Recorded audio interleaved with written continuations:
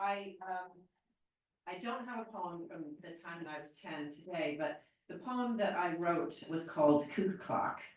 And it was written in it was written in school, right? And so we did some work with Nancy Paddock and Joe Paddock, her husband, was gonna try to zoom in. I don't know if he has today. I hope he has, if so, but Joe. But Nancy came in and we did things, I think it must have been on smell and sight and sound and just all of those things. And so it was about being taken over by a cuckoo clock. I read it now, it's quite weird. I don't know what kind of strange child it was. But what Nancy did was that she took our paragraphs and she put them into lines and made them into poetry. And that made me realize I'm a poet, right, at 10 years old, which is, very sweet anyway, it is whatever. But I think that I do owe a lot to her because that helped me think through different things. And later a poem I'm gonna read, there's some resonances there that perhaps might be important. This is only the second poetry reading I've done. I did a poetry reading with Writers Forum at Rockport, so thank you, Jim Morton, who's in the audience. Thank you, Jim, for giving me space to do that in a packed schedule. It was wonderful. And it's lovely to see people from all aspects of my life here today too, so thank you. Thank you very much. I'm also thrilled it's Women's History Month, because I think it's a really good time for me to be talking about morning rituals, because morning rituals is really about women and women's bodies and women's experiences. And it's about child loss as well. So if that's a difficult topic for you at any point, please feel free to leave and give yourself a break and come back. It's okay, right? I understand that. I think it's important to talk about women's experiences. I think it's important to talk about even the hard ones. And I think it's okay for women to have more than the pretty emotions, which is why my poetry sometimes talks about very visceral things and includes images of blood, for example, which is a very common thing for women to deal with, right? But can be very difficult. So I just wanted to start by talking about that. I want to read a couple. The book itself is divided into 3 sections. I'm going to read a few poems from each section and talk a little bit about that. The first section is the one that really very much deals with child loss. And it could have been a pamphlet if I had decided to go that way, but we made it into bigger books. So I'm going to start with the poem, My Children. I never got to teach my children anything. A mass of cells that multiplied and then did not. No long division, no make-believe, except those 2 weeks waiting. Each time was harder, and every time I knew.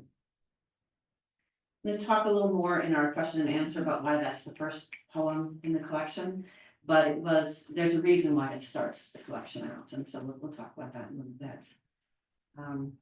But I'm very happy with that poem. It was published originally in 2018. The second poem is actually the title poem, Morning Rituals, and if you look at the title, the U is in parentheses, which means we're thinking about the morning, in the morning, and also the feeling of grief, right? So both of those things are happening at once. And this poem was based on a real dream that I had many years ago. In my arms, she is an accustomed weight and almost carelessly transferred. My right hip jutting out, my white blouse creased in patterns, her kicking heel repeats. It is the carelessness that gives away the dream. She is hot against me, leaning too close, reaching. I shake away her grasping fingers, her urge to crook a pinky in the perfect gold hoop in my ear, tug down. Looking at someone else, I talk above her, sensing only gradually my arm asleep beneath me, her sticky heat, a damp mattress in a hot and sunny room. Her weight disperses as she fades. I grope for a thin glass cylinder, shaken down, muting me. He stirs beside me, sees the spear in my mouth, and shuts his eyes again. I hate this ritual. Not yet, not yet, not ever. I cannot think that, and I do. My thoughts, helpless partners tied by the wrists, facing outwards, facing away. To pull against is to tighten the knots. His hands reach for me. I shake my head. No, I say, it's not time, I say. I think he is relieved. Today, I think I will not conjure her. She will not fill the spaces in my day.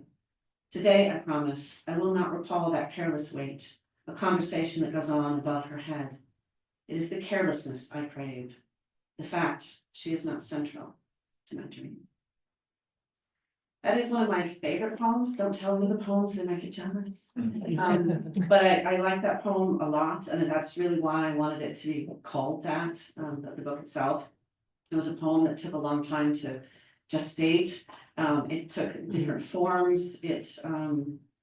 And it's a longer poem than I normally write. I normally write much shorter poems, but it was one that was very visceral for me, and so it was one that I really wanted to make sure was included in this collection.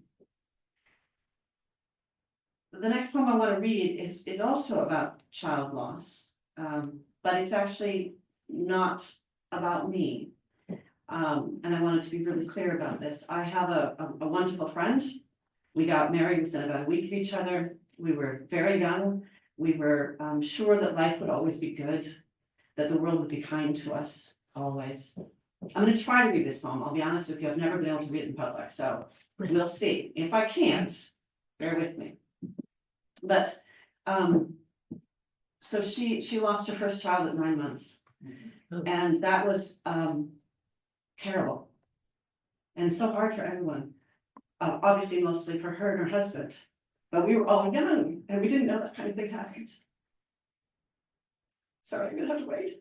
I thought I could do this. I actually practiced this twice. All right. And the interesting link to Nancy Paddock, so let's make this less emotional, is that this poem came about because she and I were talking about her son. We were corresponding on Messenger, as we do every year on her son's birthday. And she said the first line of the poem, and I thought it was so beautiful. So I wrote a poem about it. And I said, I've written a poem, would you like to read it? And she said yes.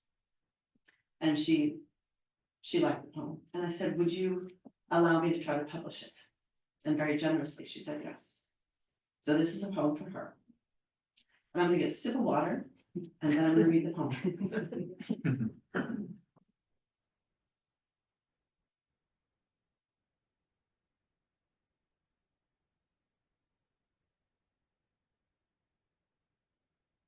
The words unspoken are too precious to say out loud. We held him briefly, took no photos home. My memories of him are all I need to hold.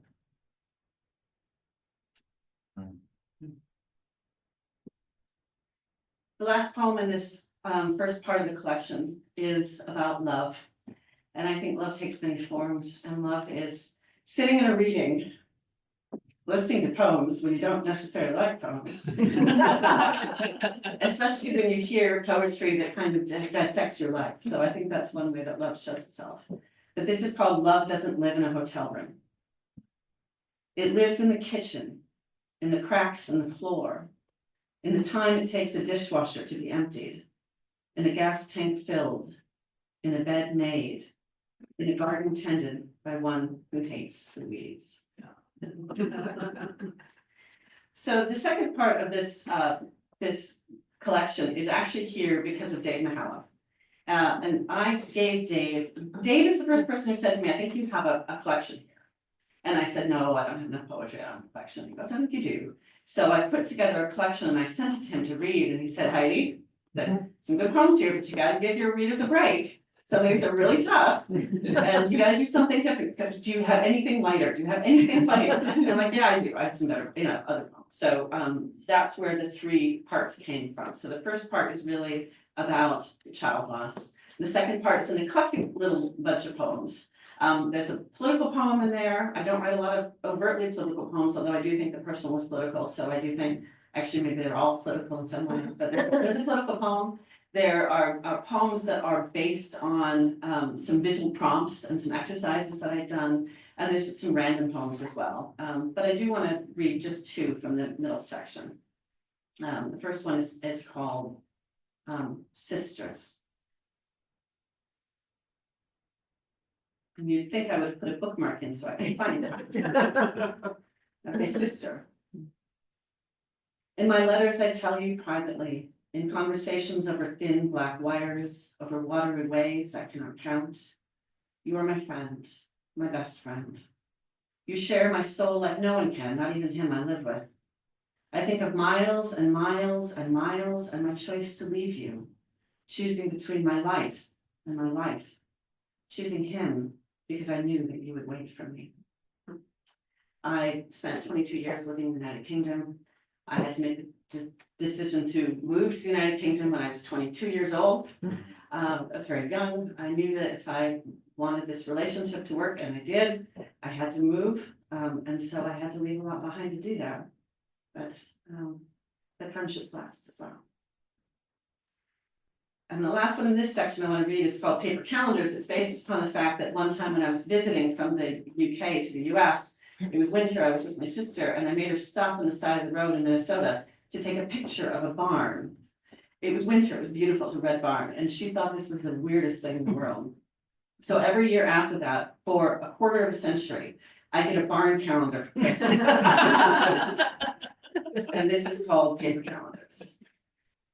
I cling to paper calendars, note the birthdays of those I love, forget to send them cards. I trace the oddity of this year. For 1 year only, there is a week for every year of my life. I've never used them up before. Next year, I'll double back, count 1 week twice. Each year adds more duplicity. The way the calendar forces 1 and 31 to share a line, to keep the rows in even 4, form more essential than clarity, contains duplicity, the goal. It's been a few years since I wrote that poem. The third section of the book is more about other kinds of loss. It's about aging parents. It's about the other ways in which your family has a huge impact on you and the things that you negotiate through your family life. And I read some of these in the last reading, but I'm going to read different ones than the ones I read at Broad Report. And the first one here is called In Pieces. Swung high above his head, I heard my father say, I love you to pieces.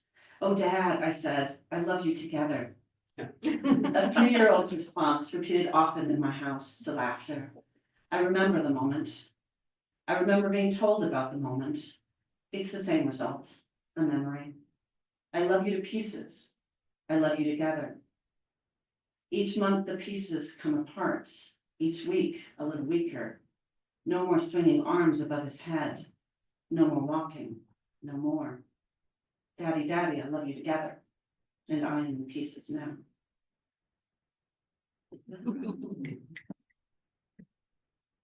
So, I practice this. I'm annoyed with myself, so forgive me for my emotions. I'm not gonna do that again. All right, there is a poem here where I imagine my father's passing.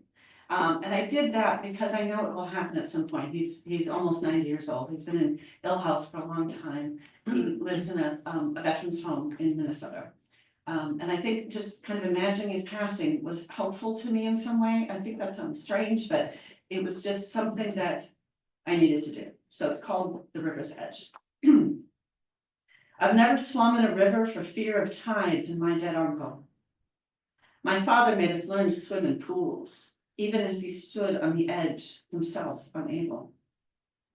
Vacations my mother left with her sister shopping while my father stood guard at the pool. I think of it now. He was helpless should anything have gone wrong. But still he stayed. He watched. He toweled us off when we were done.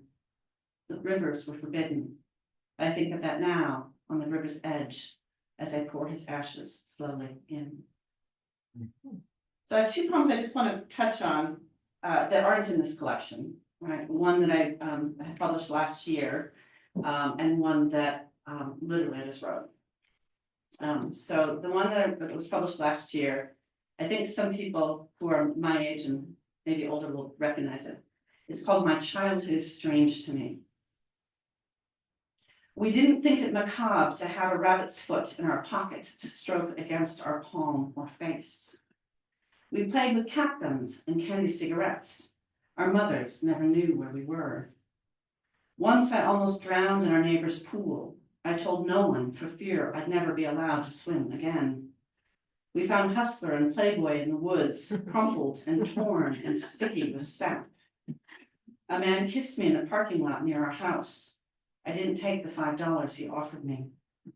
I was afraid of ghosts and being buried alive. I didn't know what else to fear. And one of the reasons I wanted to read that was because I think women's lives are interesting, right? Across their whole breadth of women's lives. And I don't know that there's a woman alive who hasn't had a weird experience with a man at some point in their lives, whether she was 10 years old or whether she was much older. I remember actually talking to a colleague once, a bunch of us women were talking about some experiences that we had. And my colleague said, I hope my daughters, who were teenagers at the time, I hope my daughters never have to go through that. And we said, I think they probably already have, which is the sad part of things.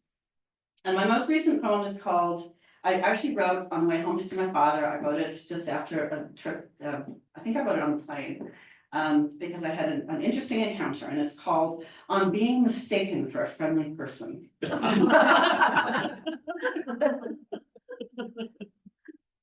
found a new best friend today. I didn't mean to. I thought I'd settled my face into the do not approach mode, but clearly my setting was faulty.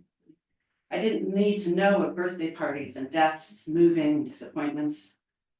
I realized I didn't need to do more than nod my head, as I was not expected to offer my stories in return. I almost took her up on the invitation to visit the airport lounge. If I hadn't had to drive the other end, perhaps I might. The monologue, my entrance fee to free food and to cheap booze. I get mistaken for a friendly person far too often to count. And the last poem I want to read is actually the last poem in the book, and it's called Being Burned. I want to be burned. Though unlike paper, bodies are not easily destroyed. Oh, how the image pleases me.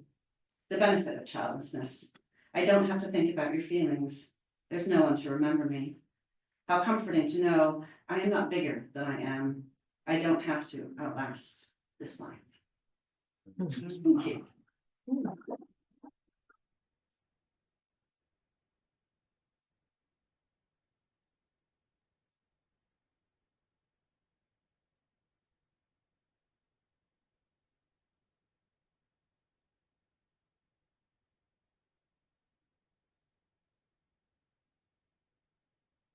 Thanks, Dave.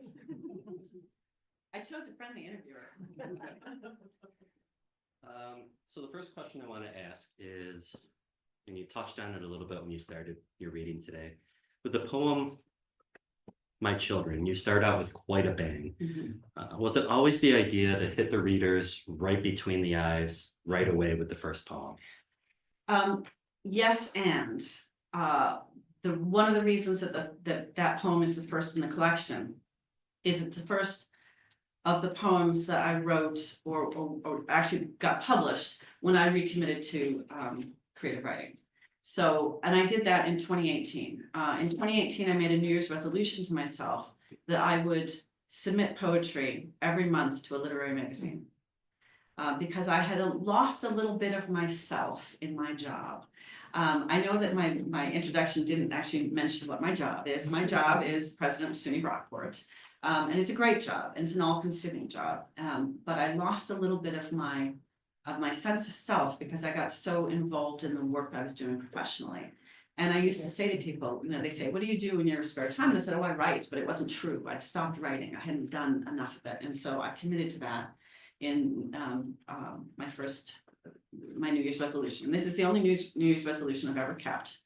And by some amazing stroke of luck, when I submitted this poem, it was accepted immediately.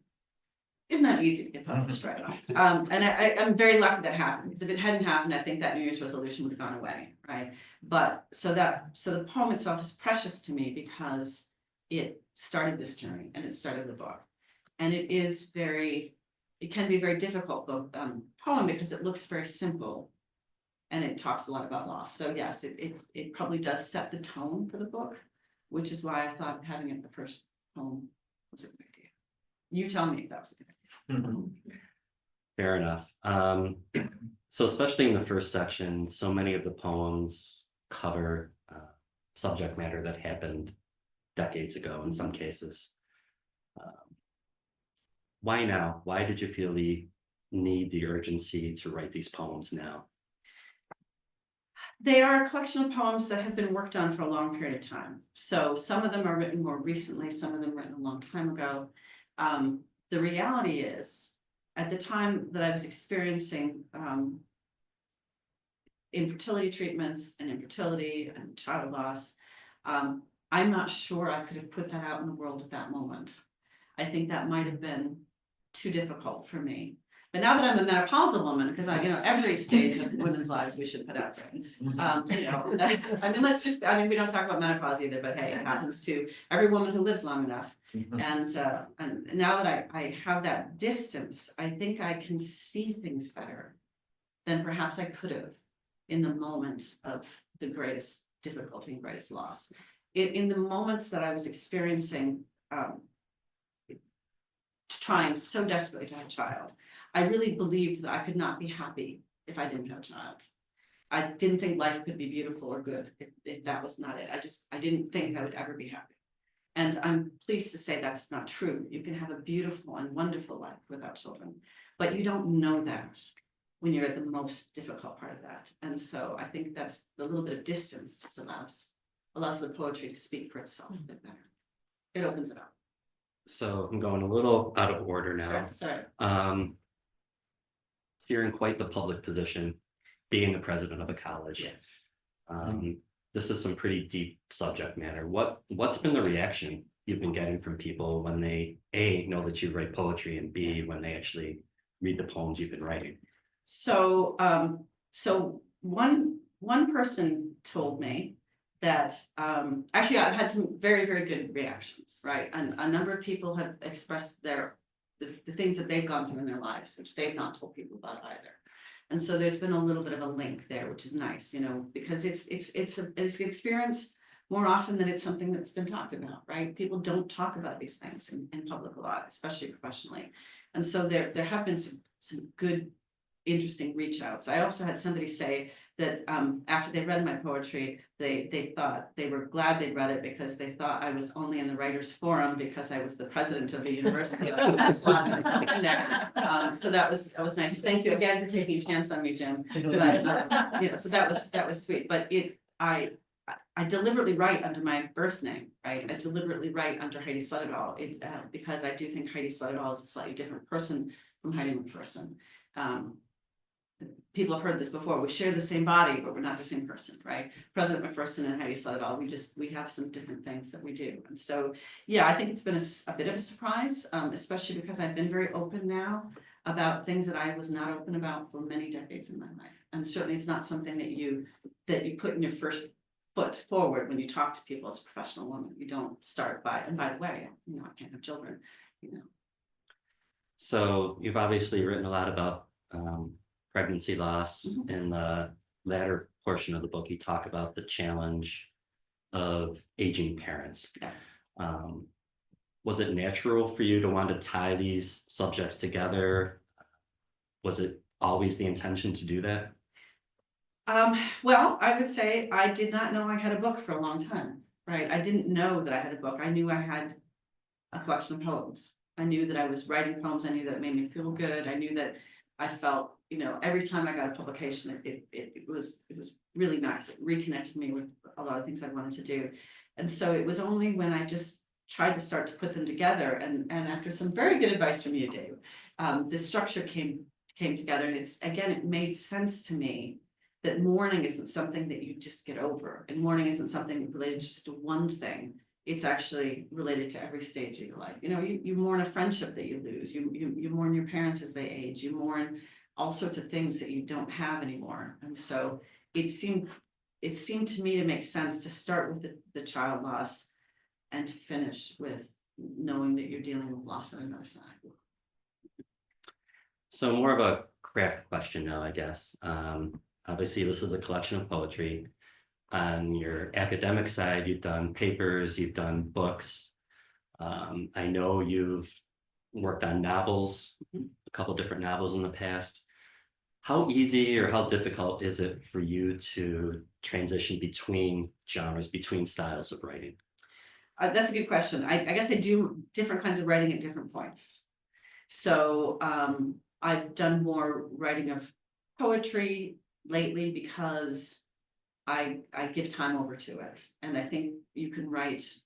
I write a lot of poetry when I'm traveling. In the weird times, when I have just a little bit of downtime, I'll write poetry.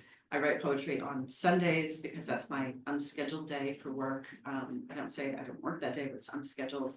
And so I commit to writing poetry on Sundays.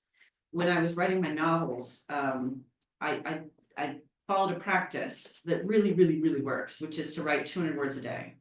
If you write 200 words a day, you get a novel in a year. And that was just something that somebody on Twitter had mentioned, and I thought, well, challenge accepted, and I did that, and that's how I wrote the novel that I wrote, the second to the last novel that I wrote, which is unpublished still. If there's a publisher out there who wants to publish it, and that worked for the other book that I am halfway through. But the book I'm halfway through, I did the 200 words a day until I got completely stuck, and I'm still stuck in that book. So I need to figure another way through that.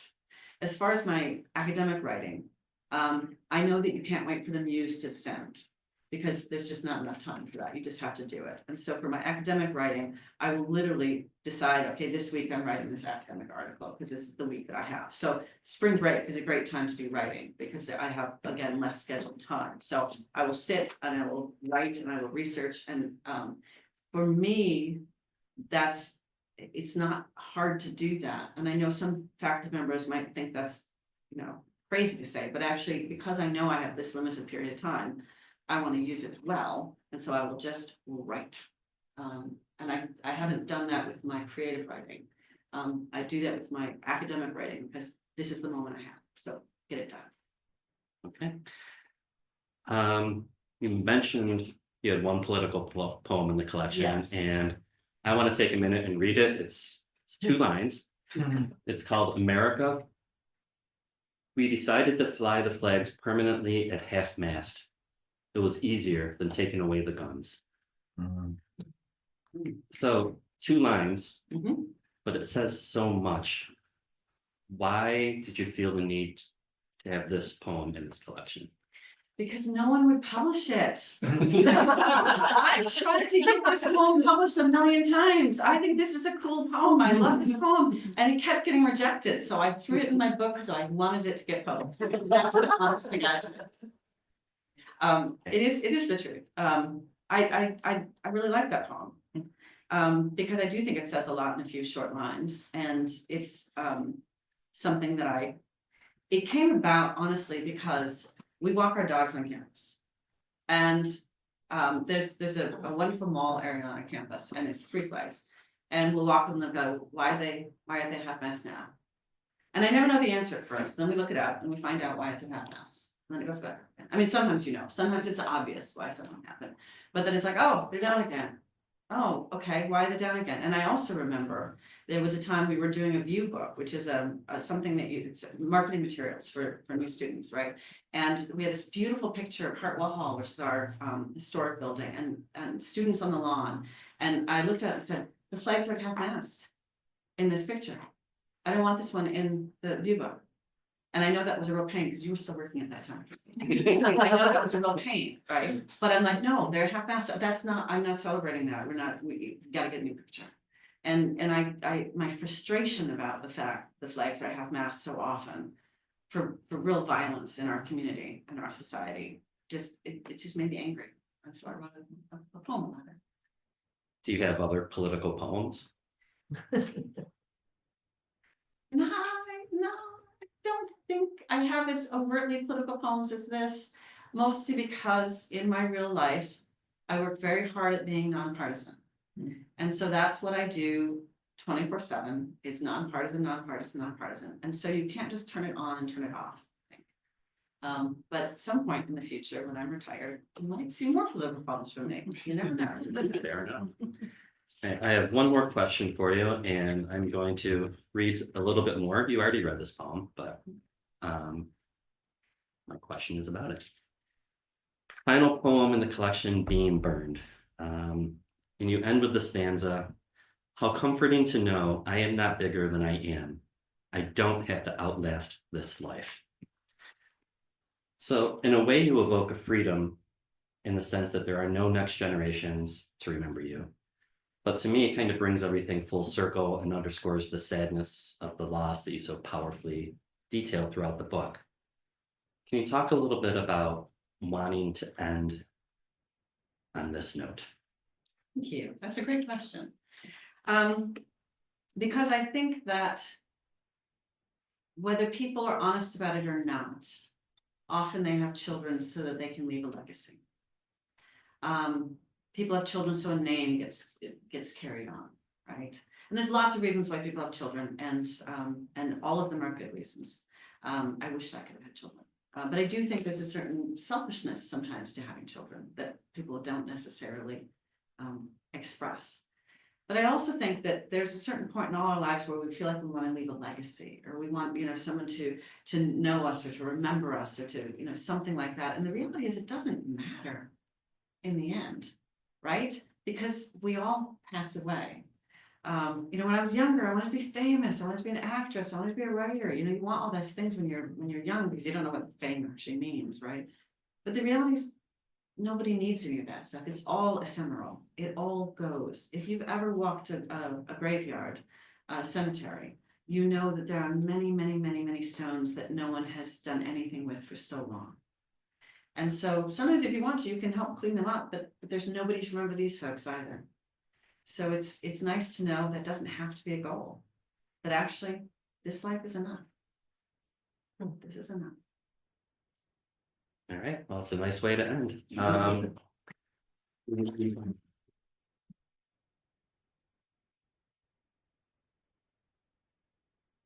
Questions from anybody in the audience? Well, I'm not a creative person, not a poet, and I was just wondering, Heidi, do you like jot down thoughts as you're going along in your days, and then look at them, and then the second question was more related to, do you go back on your poems and continue to refine, or do you feel that that is somewhat spoiling of what that original concept and thought process was? Those are great questions. And the first thing is, I love my phone, right? Because wherever I'm at, there's a notes function. And I have fragments of poems here. There's hundreds of them. And I get an idea or a word, or sometimes if I'm driving, I can't do that. I actually literally will call Alan. And I say, can you write this down for me? No pressure. And so he It's does. always good to have a scribe. It's just brilliant, right? And what I do is then I email them to myself, and then I print, I put them into a Word document and I play with them, and I think about them, I play with them, and I work through them, and I put them away and I play with them again. Many of the poems, the fragments, they start in the first version of the poem is very rarely the last version of the poem. Almost never, right? Now with America, that's the same poem. It just came out of me and that was it, right? But the rest of them, there'll be something there that I like, but I'll also recognize it's not working yet. Ooh, that line doesn't work. I love that line, but the line doesn't work, right? And so you have to keep playing with the poem. And my experience in general is that my poems become better when I take things out of them. So I start longer, and then I'm going, well, it's a really nice line, but it doesn't belong in that poem. And so I have to take that out, I move it around. I have a poem right now, it's called Evil Stepmother, and it's actually about my grandmother, right? It's about my grandmother's life. And I really like the concept of the poem, but I know it's not ready yet, it's not finished yet. So I keep changing the final stanza. And then sometimes I change it back. And then I change it back again, because I know it's not there. And so some poems in this collection were worked on for 20 years. Some came out more quickly and were near like where I thought they were perfect. They were near there. And then a couple of poems in this collection are slightly different from the first version of them as they were published. But that's actually because this particular publisher, and many publishers are like this, they have a certain line length and a way you can put things in. And if the lines are too long, they're not going to fit on the page, right? So I have a poem here called Venice, which is a poem I really like. And in the original version, the stanzas were all kind of much more similar. And then I had to change them because the lines got to be too long. So I had to do different line breaks to get it published in this form. I don't love the line breaks in this version, but I wanted it published, so I put it in there. But it meant that I changed some of the stanzas so that they had because I think form is also very important. So, how many lines are in a particular, so in the first version of this poem, it starts with 3-line stanza, 3-line stanza, 3-line stanza, 2-line stanza, 2-line stanza, 2-line stanza, 1-line stanza, which I think is beautiful. In this version, because the line was too long, it's 3, 4, 3, 2, 2, 2, 1, which is not the one I wanted. But I figured I was pretty much probably the only person who was really gonna see that. I was really gonna be bothered by that. But now we all know that. Now we all know that is supposed to be, that actually, there's a line here that says, who wants to know clinics and injections and odds you never bet on? That was the whole line.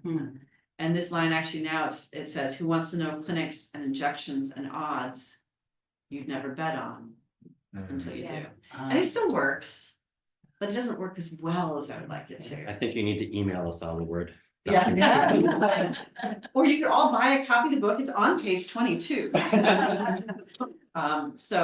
those are good questions. So yeah, so a lot of my poems, they get worked on for a while. And actually one of my poems, I moved back and forth between a poem and flash fiction, which is like really short fiction and a poem. In the end, the version that got published was the poem, which was kind of cool. That one's called Flowers and Baguettes. It's also in there. So when you, for that book, so you've a collection of your poems over a long period of time, as you're looking at them, reading them, do you say, ooh, are you still changing these, or are those now? I think done? these ones are done. I mean, I do know that some poets do go back and change over the years, but I think the only time to make the change is between the first publication and the book publication. I've written a lot of poems since I got this collection together, which is nice. I don't know that I'll put another collection together. Maybe I will, maybe I won't. I don't know.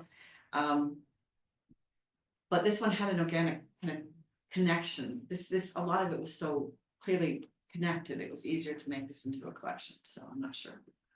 But it's fun to when a poem is published. There's something really cool about that. I remember the first time I got in the modern time, 2018 onwards, I got a poem published and I told my mom about it and I sent her the link and she goes, well, when's it going to be in a book? As if that was going to make it real. It's real, it's out there. So even if it's on the line, it feels good. I love seeing them. Question. Okay, Yeah, yes. I have a question from Janice, who's in our audience. She says, so long lives this, and this gives life to thee. How much do you think your writing is both an act of remembrance and also a way of one's life being remembered? That is a fantastic question and beautifully said, Janice. Hi, Janice. Janice is coming in from the UK. Janice, that I believe it to be. I do think, so maybe that's the remembrance, right? That people look for. I don't think that poetry is therapy. I think if you need therapy, you should have therapy. I think that's really important, right? I think a lot of people think writing is therapy. It's not therapy. But I do think, I know that my poetry mines my own experiences, right? And reimagines my experiences too. It's not just, this is exactly what happened to Heidi, this is Heidi's life, right? It's versions of it, it's a creation of that. But definitely there is a sense of, I think for me, it's wanting to speak about the words unspoken, right? To write about things that are really important to women's lives that don't get enough attention, that don't get any press, that women live through and suffer through sometimes. And so that's part of what I'm trying to do there. But I love that question. Thank you. Mary. I love that you talk about the lines you love. And it sounds like you have a fantastic relationship with your poems. They're almost like your friends, and all that conjures. Are there ones that you hate? And have you added them? And do you always stay in love with them? Because you use that so many times. I love this, I love that. Is it ready? I was just curious. Oh, that's a good question. There's a lot of poems that are not in this collection, right? That I didn't want, that I didn't put in. Some of them are those childish poems, that you go, what were you even thinking? And some of them were just experiments or moments in time that don't last beyond that moment in time, right? Are there any poems I hate? No. I don't hate any of my poetry. Can I do a follow-up? Yes, Are there times that what they conjure up is, you can love the poem, but at times it brings up things that are difficult? yes, yes, which is why I got emotional a few times when I was trying to read, right? Because I really, I thought I could read them without getting emotional. And I tried and practiced, and sometimes I made it and sometimes I didn't, and I tried it again this morning and I got through it perfectly fine, and I thought, this is gonna be great. There's something different about doing it in your bedroom and then doing it in front of an audience, I guess. The audience has an energy that made it more difficult. So yeah, there are painful things that I write about in these poems, very painful things, and not just ones that were related to child loss, but other painful things that are here. So yes, they can bring those feelings forward. But when you recraft those feelings and you aestheticize them, you also get a slight distance from them sometimes too. So, You yes. mentioned your novels. Is there any crossover intersection between your poetry and your novels in terms of the seeds of creativity or influence? So far not. So the last book that I finished writing is a campus novel. And my colleague at the time, Dave, told me I could never publish it while I was still working. So that might tell you a little bit about the It's a murder mystery. It's not a murder mystery, but well, the main character is a female provost, which is the job I had before I became a president, and she is very sure of herself, and she has opinions about a lot of things, and they're not always nice opinions. She also has opinions about her boss, and they're definitely not nice opinions. So I think that book is very funny. Dave, you read it. I have read it. It was funny, but at the time I was supporting you and trying to help your image. So that's the last one I've actually finished writing, and another one that I've been working on for a long time now is one that the biggest problem I have with the one I'm working on right now is that when I first started working on it, it was a contemporary novel. And now it's basically an historical novel, and I have to decide whether it has the weight of being an historical novel, right? So either I have to update it to 2025, or I leave it in the early 1990s. And I have to figure that out. In the moment, I've left it in the early 1990s, but I'm like, does it bear the weight? And yet I also know that certain things that happen in the book, the world of social media has changed, the world of connections have changed, you know, mobile phones, all of these things, the ways in which this character is kind of isolated would not happen nowadays. So that's where I got stuck. And the other books I've written are probably not very good. Mhm. I'll just be honest with you. They're just not very good. They're youthful books. There's one that I wrote early 90s that I think has some potential. So I have two I think I have potential. The one I really like, and the rest I just need to burn. Jamie. I guess going back onto Barbara's original question, the fact that your poems, that you prefer to write them when they're shorter, seems to me incredibly difficult to do because you're so personally connected to every word. So I'm curious about, do you, as you're writing those notes in your phone and you're traveling, that you're moved by an observation or a story you want to tell? So you start with an idea and then the words pour out of you? Or are you pouring the words out and eventually the objective of the story becomes clearer to you? That's a great question.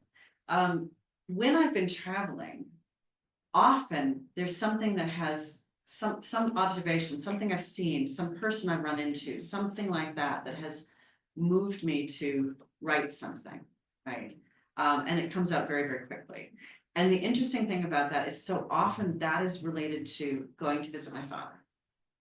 I have written several poems about going to visit my father, you know, whether I'm driving, whether I'm flying, and the people that I meet in the airport, You know, the interesting thing happens in the home that he lives in.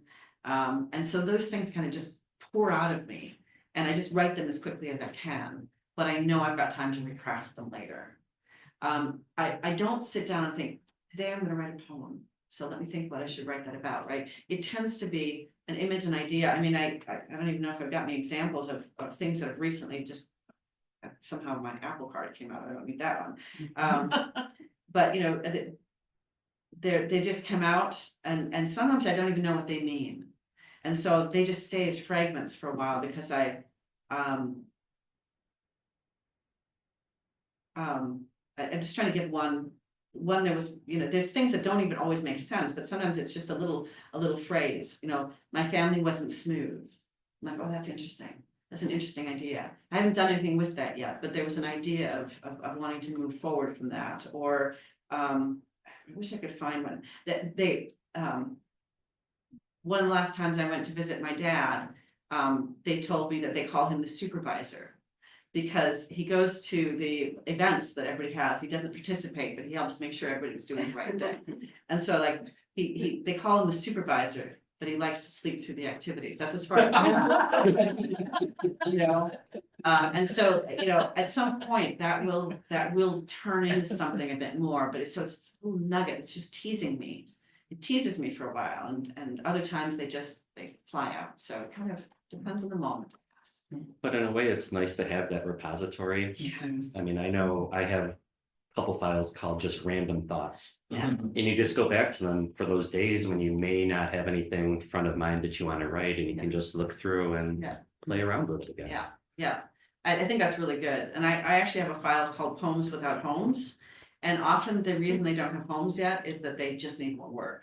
And so if I look at my Poems Without Homes file, then I'm going, okay, that does need some work. And then I'll fiddle with it a little bit more and see where I get to. Yeah. I have one more in the chat here from Kathleen Bell. She says, do you always feel happy about seeing your poems published? And then in parentheses, I'm asking because while I'm almost always pleased about an acceptance, I often feel sick and anxious at the thought of my poems actually being read. So Kathleen is also calling from the UK. Kathleen, it's good to thank you for being here. I really appreciate it. I love to see my poems in print. And having said that, I had a moment of feeling sick about a couple of poems that I included in this collection that I thought afterwards, ooh, maybe they were too difficult to actually be here, and maybe I shouldn't have put them in. So there's probably two poems I think I worry a little bit about, but mostly I'm excited because I have made the choice to do that, right? I've made the choice to put it in the world. And Kathleen, you should get that second collection together, or the third. I know you said you were thinking about getting a new collection together. You should do it. So Heidi, we had the benefit of your telling us about how these all came together and how they could be difficult. And I am going to get the book, but do you have like a preface, an introduction to the collection at all? It just starts with that first poem. It just starts with that. Reader beware. Yeah, kind of reader beware. Yeah. Although I would say the title would give you a clue that it's not going to be a set of happy poems, right? But yeah, no, I don't have a preface. I don't explain the poems. And there's a few in the middle of the collection that I know may be a little bit more opaque for readers because they were actually related to an image. You know, so you saw an image and you're writing a poem for the image. And I hope that they work without the image. I guess other people would have to tell me if they do. I thought they did, and so I put them in, but they might be a little opaque. So there's some that may just not make any sense to anybody but me. It's the reality, I guess.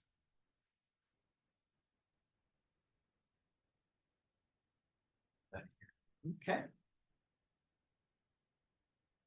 Well, thank you. Yeah. Thank you.